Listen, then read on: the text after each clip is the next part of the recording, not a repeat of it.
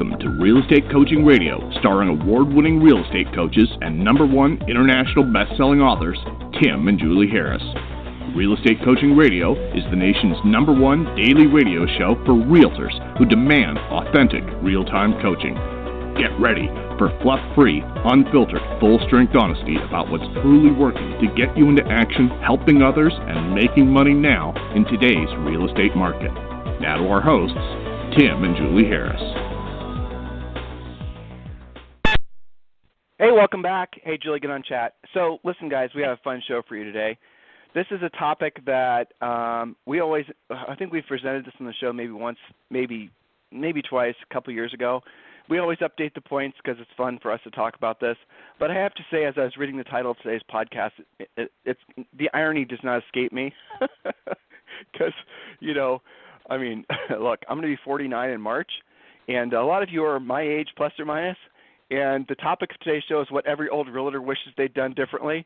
And when we originally came up with that concept, that title concept, maybe it wasn't so relevant, but now it certainly it is relevant. So what we've done with these points, and we update all of our points every time we present them on the show to you guys, is we are taking, in essence, what we have learned personally in life, right, but also professionally from all the coaching calls, and we are doing our best to essentially share that information with you guys as fluff-free as practically as possible. So here's a conversation I just had with somebody today. Master Bynes, who Julie knows, who is a great premier coaching client, who I happen to know listens to our show every day. He's in South Carolina. So he's 47, and I'm having this conversation with him. He needed, he wanted some guidance on choosing a broker, and we talked about his situation now. He was with ERA, and he had a 70-30 split, and, all these expenses and fees and 6% off the tops. And he's not selling a ton of houses, but he's paying his bills. He's making a living. He's trying to save a little bit of money. So he wanted some practical, tactical advice.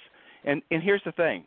At 47, you better be really focused on net income and investing that money, because I can tell you from coaching people at 57 and then certainly at 67, and we've had some people actually in their 80s as coaching clients, believe it or not, your mindset about earning money and your ability to earn money, it does change.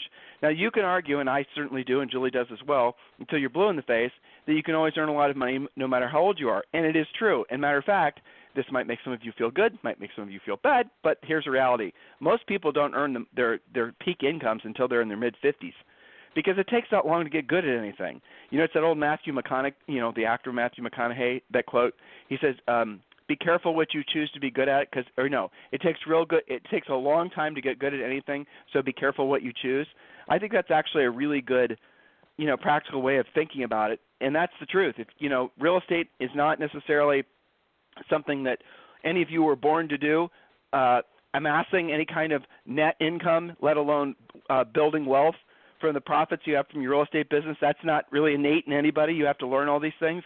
So for most of you, it does take that long to get really good at anything. Now, would you have had to have been in real estate for decades and decades to learn from, basically to max out the amount of earning potential you have, hypothetically, that would be in the mid-50s? If that statement didn't make any sense, I think you guys, bear with me here. The answer is no. If you've had a lot of practical experiences in other incarnations of you and other jobs and other career paths, and you bring that practical, tactical knowledge to real estate, and then you pay attention to the simple fact that the energies that you have and the momentum you have and the way society treats you and all that stuff, it does change the older you get, and the opportunities the older you get.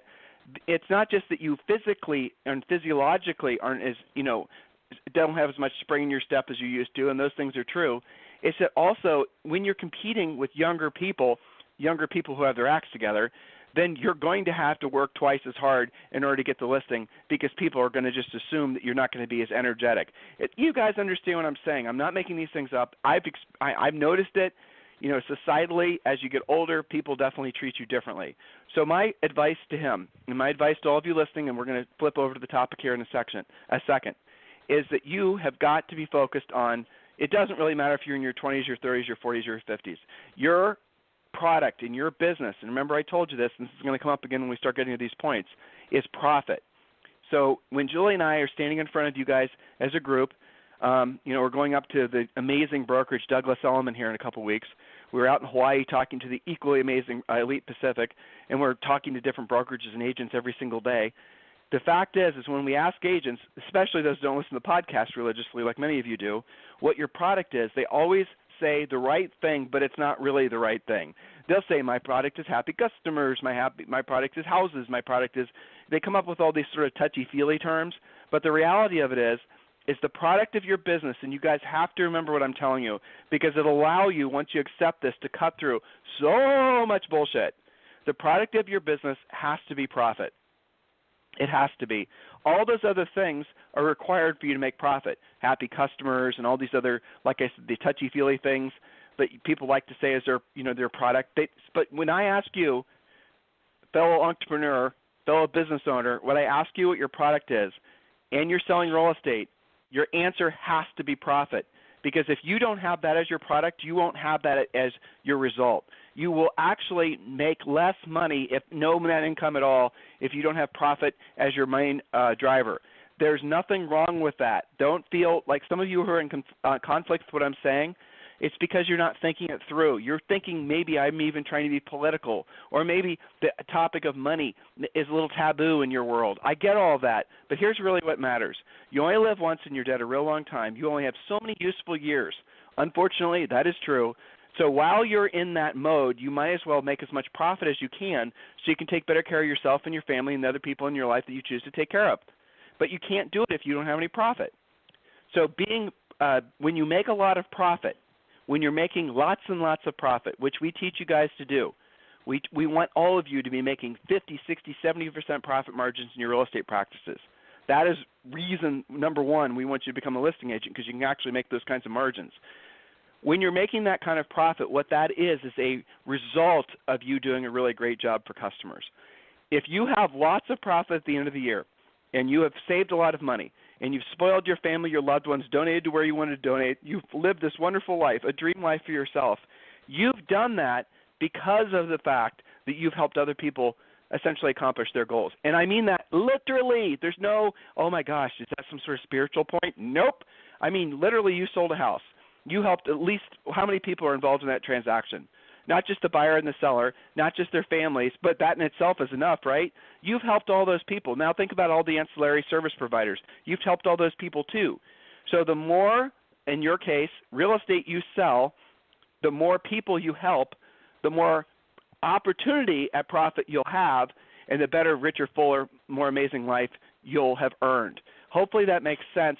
When I put all those pieces together, what I just said to you guys, it did not come innate. It did not come intuitive. It did not come easily. It came after a billion coaching calls. And it came with just my sincere desire to try to help my coaching clients kind of see through their own haze with regards to their preconceived notions about profit. And once I got them there, once I got them to realize that the culture in their team and their brokerage, that's all fine and dandy. Once they got past all their community involvement, once they got past all that touchy-feely stuff that is really just there to sort of signal a set of virtues that they have, I'm not judging, I'm just saying that's what it is. And once they gave themselves permission to value their ability, essentially value their quality as a business owner based on profit, when they all of a sudden had that as their litmus test, their lives changed.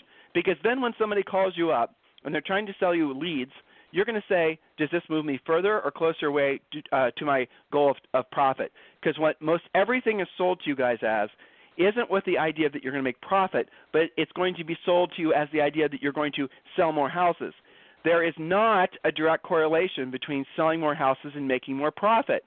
I have had many coaching clients that have significantly better profit, literally make more money in their pockets and save more money selling 25 to 30 houses than we have sometimes people that are selling 100 to 200 houses. Same market, same price range. Because the person doing the big volume, even though the industry celebrates it, is doing it usually at the cost of their profit. They're spending all their money. Are you all listening? Does this make sense to you? So when we go through these points, what every old realtor wishes they'd done differently, that is what I just shared with you guys is where Julie and I always go back to when we're trying to communicate the importance of you taking your bottom line profit, net profit seriously, because it's with that you'll finally have freedom. So Julie, do you have anything, emails and whatnot you'd like to share? I do, actually, from a great agent. I believe she's in Michigan. Debbie is her name, and this is an email that we got just a few days ago. So let me read this and then we'll talk about it. Debbie writes, I called in on a great Premier Coaching call today. She's one of our Premier Coaching clients. I don't always call in, but I was glad that I did. I'm still trying to get a grip on my spokes and want to make sure that I'm not continuing to fall back on old habits. I have a hefty goal for 2019, and I'm off to a bit of a slow start. That said, Julie spoke about supplemental spokes such as accountants and divorce, family law, and real estate attorneys. That was on that call. I really like this idea and believe, as I look back on my notes, that the outline would be to call and introduce myself and then follow up with a mailing. I'm not sure what would be most beneficial in the mailing beyond a cover letter highlighting my experience. I'd like to dig into this option. Debbie goes on to write, excuse me, my current spokes are past clients, center of influence, expireds for sale by owners, and I am planning on digging into NODs as we have discussed in our recent calls. I found out that in my county, the NODs are published in the county legal news for 4 consecutive weeks. Lots of homework here. My question is in regards to my spokes and how I should be working on them. I set aside 2 to 2.5 hours Monday through Friday to do my lead generating activities, always spending half the time reaching out to past clients via the phone or writing a personal note. Do you think that I should spend more time concentrating in other areas? Should I skip the small stuff with my past clients and reach out to them in a more productive way than most benefits them, giving them something of value rather than the quick check-ins? I know, lengthy and too many questions. I want to make sure I make the best use of my time this year. I've spent too much time spinning in the same circle. Thanks for reading. I look forward to your input. I'll go through that, Julie. First of all, there's a system that I think it's on our website, Julie. It's the one that Jim Sullivan owns part of. But there is a system that basically goes through all the what's it called, Julie? Alltheleads.com. Yeah, go to alltheleads.com and they do all that searching for you. You mentioned having to go to the courthouse and all that, Mickey Mouse, they do it for you. Next point. And by the way, I think we do. If you go to Harris Learning and you click on alltheleads.com, they're one of our partners, and I think they give you a discount, I think a 30-day discount or something like that, so you can just check it out. So go through Harris Learning and use that discount code that we give you on the website. I know for a fact it's there because I talked to Jim Sullivan last week. Number 2, here's the thing I would be concerned about with your spokes. You've got too many, and you cannot go from one spoke to the next without mastering the first. Your spokes should be in this order. Centers of influence and past clients first because, frankly, it's the easiest thing for most of you to do to generate business, the least resistance overall. And I'm not going to talk about all the nuances of it. There are gobs and gobs of information on Harris Learning. Number 2, after that, in this market, depending on your market, but I would definitely be going after expireds. Expireds in most of the country are going to be the absolute cash cow.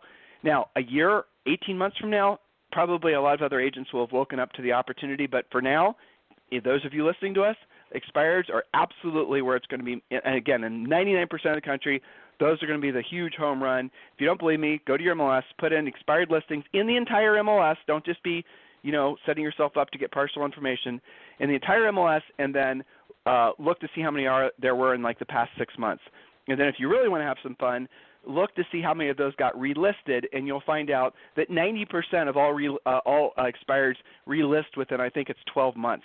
So in essence, an expired is an absolute listing that's going to absolutely happen, and you absolutely need to get that listing. So that would be the order in which I would do things. The problem with the way you're thinking about it, and maybe you were just overstating it, maybe you're not thinking about it at all incorrectly. I'm just, speaking to a broader audience. But generally speaking, the problem with having too many lead gen spokes is that you never get good at one. You just go from one to the other.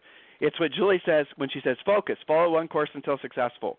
Okay? So, Julie, do you think we answered her question sufficiently? I think so, and we want you to have multiple spokes, but organized spokes and the right spokes that are working for you. So come to the Premier Coaching Call. We'll talk about it more, which is what that call is for coaching clients like her as well as all of our other ones.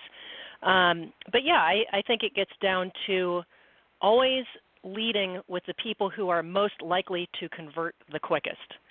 In other words, people who have clearly shown that they have a house to sell now. That's probate, expired, for sale by owners. And then have in the background things going on for your past clients and your center of influence. And when you're working all of those at a high level and very consistently, one thing she said that I really like is that she on purpose sets aside 2 to 2.5 hours every single day, work days, for lead generation. I wonder how many of our podcast listeners are that disciplined. It makes a huge deal, that consistency. We used a story sometime last week about the explorers going to the South Pole. And there were two competing explorers. One of them said, no matter what, every day we're going to walk 20 miles. Rain, sleet, snow, doesn't matter. We're walking 20 miles. And if it's a nice day, maybe we could go further, but we're just going to go 20 miles. If it's a blizzard, we're still walking 20 miles. And the other explorer tried to plan it out and walked kind of like when it was good weather and they felt right and everything was going well. And on good days they go a lot further, but there were a lot of other days where they just didn't, for whatever reasons, they were not going to do the march through the snow to get to the South Pole. Well, who do you think won? It was the guy that was consistent, even though on some days he could have gone on further, other days he totally didn't feel like it. It's about doing what you don't want to do when you don't want to do it at a high level, but also doing it repetitively, consistently, on purpose, like what Debbie does. So I really like that she's doing that. We'll talk more. I'll talk more with her personally about, how to split up that time. But yeah, I think she's going to have a killer year.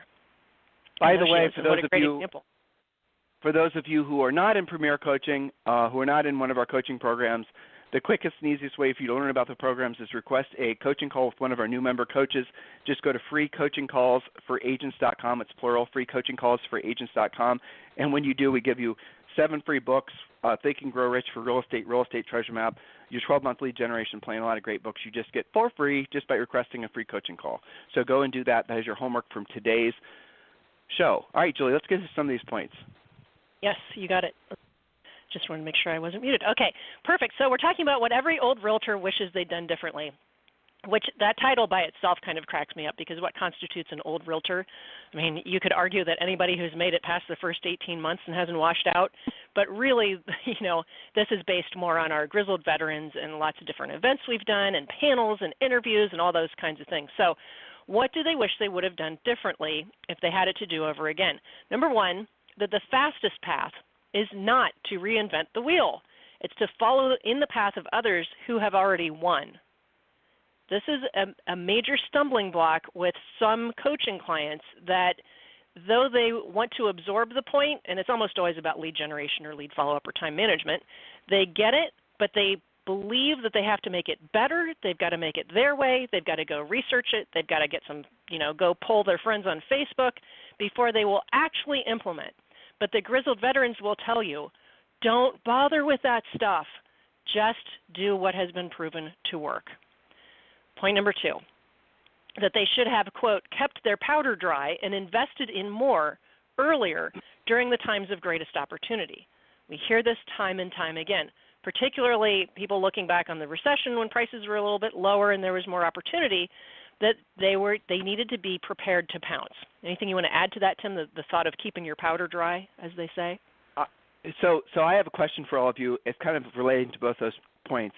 Why do you think that you have – this is like a snotty question, but just bear with me. Why do you think that you can put together your own business plan for your own real estate practice? Why would you bother even trying, honestly? Why? Why would you bother if your goal is to help people sell houses, make money, get there as fast as possible? There's no logical reason for it. I'll tell you the reason that I've concluded, and Jules and I have concluded after gazillions of coaching calls, is that it's a creative avoidance. It's a way to avoid actually doing what you don't want to do and you don't want to do at the highest level. That's the only answer we've ever come up with that makes any sense. Because you know intuitively that if you want to go from here to there, there's no sense in not using a map, let alone, a map that's proven to work time and time again, no matter what market you're in, no matter what price ranges you're in. And yet, some of you will take a little bit of Tim and Julie, you'll take a little bit of Tom Ferry, you'll take a little bit of Brian Buffini, you'll take a little bit of and you'll kind of weave it together. And then when it doesn't work, when you fail to accomplish your goals, what you do is then say, well, it's just because I didn't get my mixture right. And then you go back and you add a little more of this, a little more of that, a little and then you keep on doing it, and that is your real estate career. And you end up, the only deals you end up doing are really the ones that you would have done anyway that just sort of come to you from centers of influence and past clients, and maybe you meet somebody at an open house. But all the while you're working on your master plan. Why do you do that? Doesn't make any sense, does it? I mean, if your goal is to make profit from your real estate business, which is the only reason that you should be in real estate, just to make profit. And with that profit, you reinvest it and you become rich. Rich is where your money works for you. You no longer have to work for your money. Get it to the point where you're making, $5,000, $10,000 a month from passive income, and many of you will be by definition rich because you'll have your overheads covered. Makes sense? That's the whole Tim and Julie system right there. Obviously it's not, but you get the gist of it. Why do you confuse yourself with that? And Julie, remind me what the second point was again. I'm walking around. That they should have kept their powder dry and invested in more earlier during times of greatest opportunity. Yeah, and there it is. Same thing. I mean, that's basically the same point. And are we coming up in one of those investment opportunity times now? Yes. But I'll tell you some other things I've seen. I've seen some really great investment opportunities for, there's going to be some that are going to come up for rental properties, obviously, some different brokerage models, which are very interesting. There's some things that are going to be arising over the next, now, that you need to be aware of, again, with the idea that one day you'll be rich where your money works for you. You no longer have to work for your money. Rich isn't necessarily private jets and Bentleys and, having an army full of house staff and crystals, for the dog bowl. I'm not suggesting that sort of ridiculousness. What I'm saying is, if you had enough money coming in passively every single month that you no longer had to worry about paying the electric bill, the food bill, the college tuition, and the money you made from selling houses became the money that you used for having fun, enjoying life, going on vacation, spoiling your friends and family, paying off debt, doesn't that sort of reshuffle the deck in such a profound way that, it really does change your life? Think about that. Next point, Julie. Yes. Again, things that grizzled veterans would do differently. Point number 3, that they should have forced themselves to do what they didn't want to do when they didn't want to do it, and that they should have learned how to do it at a high level earlier. When you guys kind of piddle around with maybe thinking about implementing some different spokes and all that kind of thing, we call you dabblers. You like to try things out. Trying it out and doing it now and then, taking a whack at it, seeing how it goes, these are all phrases you guys use, is not the same as doing it at a very high level.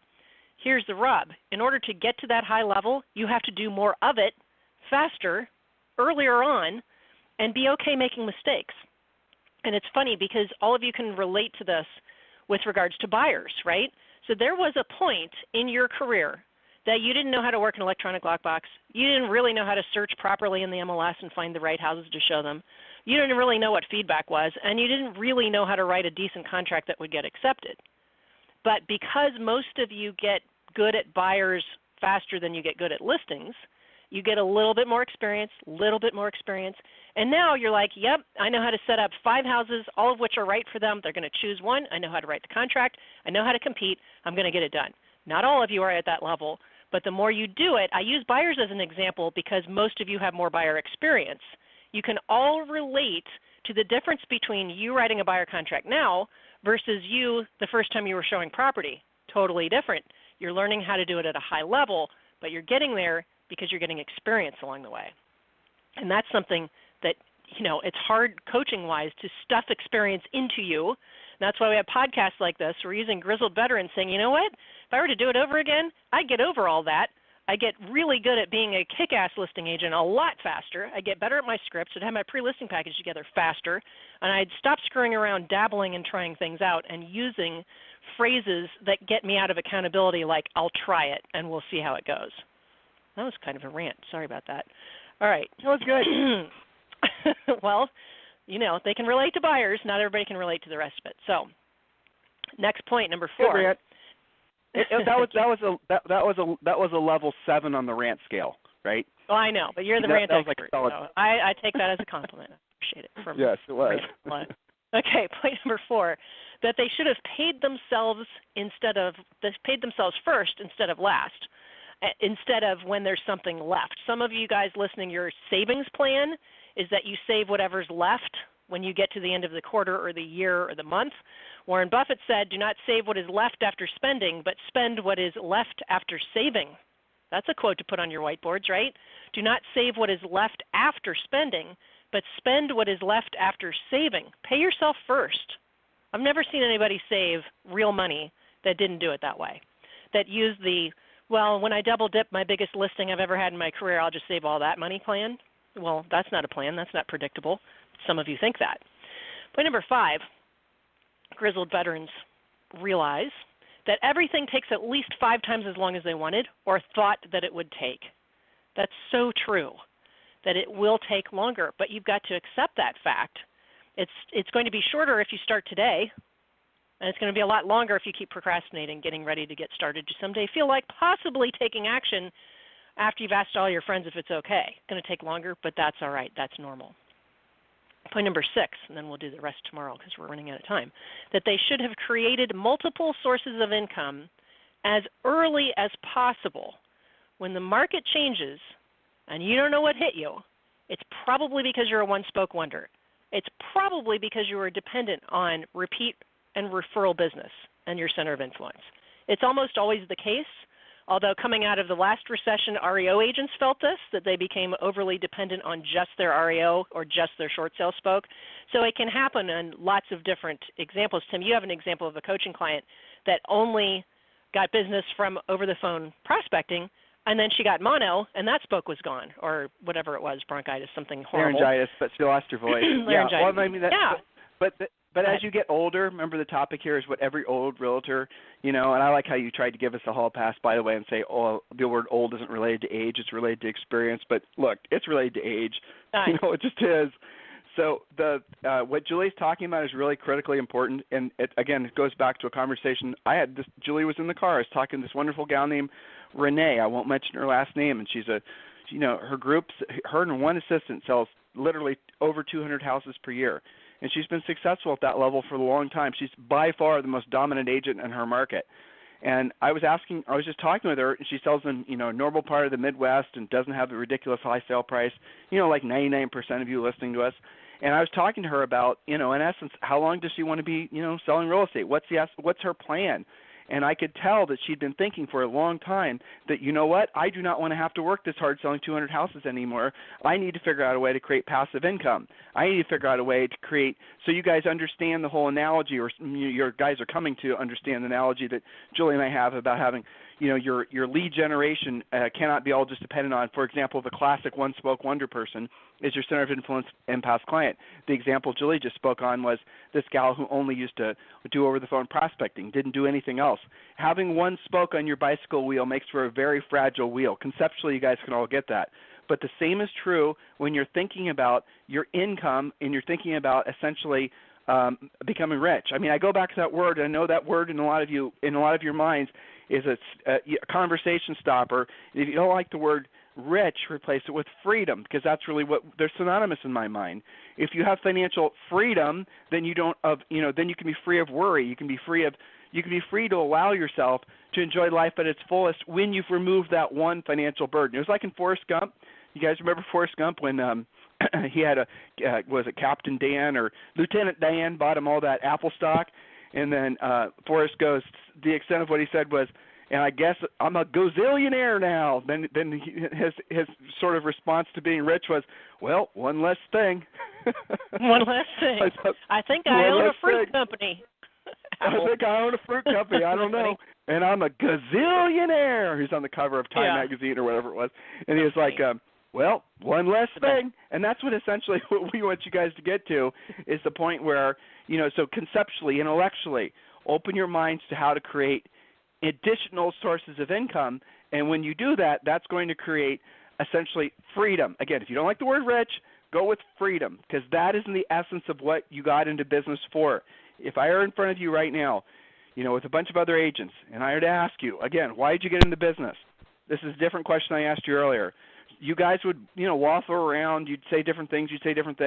But as we drilled down further on what you said, the essence of why all of you got into the business was freedom. I don't want you to ever lose contact with that. Don't let anyone take that from you. You can earn freedom as long as you're thinking clearly. Real estate is an amazing business. It's not always easy, for sure. Right now we're in a transitioning market, and you're going to have to get your skills on. But overall, there is no better business for just a normal can you think of another business where you can get in where you can make this much money? There isn't. There isn't, unless you have opportunities to work in Wall Street and you have, gone to some super high-end school, college, and you have maybe all these different opportunities that normal people like all of us, and Julie and I included, never have had. The best way for you to create sustainable wealth in this country that we've seen, unless you're planning on taking a company public, is going to be doing what you're doing, and then with the profit from what you're doing, than reinvesting that into things that make you income. I just want you to keep your mind clear on that, because that is what you're going to be the most proud of having accomplished when you are ready to not necessarily have to work as hard. You are going to be thrilled that you were able to create because you were disciplined enough, because you were successful enough, because you helped enough people. You're going to be thrilled that you produced income enough, net income enough, that you could reinvest it and then create passive income for yourself. Guys, it does not happen on accident. You have to be as intentional about this as you can possibly be about anything. Otherwise, it's never going to happen. No one's going to do it for you. You have to be absolutely insane about your focus on accumulating wealth. Hopefully you guys are clear on that. So listen, if you guys need us for anything, it's tim@timandjulieharris.com or julie@timandjulieharris.com. Stay focused, guys. Don't let anything get you off track. You know, when someone asks you, how is it going in the real estate market? You say it's a great market. It just depends on, you know, what your motivation is and your time frame is. Who do you know who's thinking about buying or selling real estate? You can have conversations with people in this market where you're going to be able to put yourself immediately in a position of being very helpful to them, very useful to them, and that's the first step in making it so that they can see you as a trusted real estate advisor. So don't shy away from conversations. Don't shy away from being able to be of service to other people. Don't shy away from learning what you don't know, and if you don't know what you don't know, then you need to figure that out quick before the market tells you. Does that make sense? So if you guys need me for anything, it's tim@timandjulieharris.com or julie@timandjulieharris.com. Thank you and have a fantastic day.